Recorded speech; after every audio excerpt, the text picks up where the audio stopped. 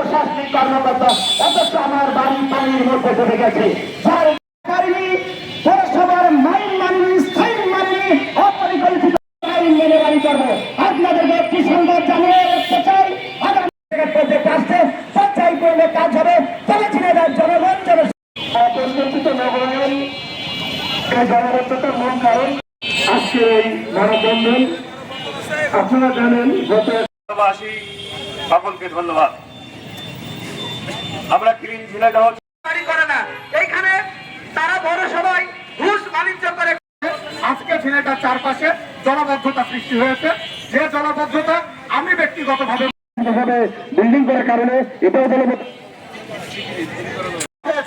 এবং তার ধারাবাহিকতায় আমরা দেখতে পাচ্ছি বর্তমান পানির নিচে আমরা যারা শহরের প্রাণ কেন্দ্রে বসবাস করছি, শহরের পাশে এই ধরনের একটা নদী থাকলে ড্রেনেজ ব্যবস্থার মানটা অনেক।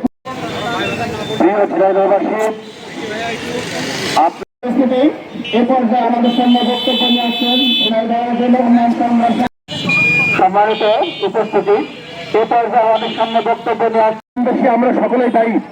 আমি বলবো, আমরা যখন বাড়ি করি সহ পরিচালনা করেন যারা ভুক্তভোগী এই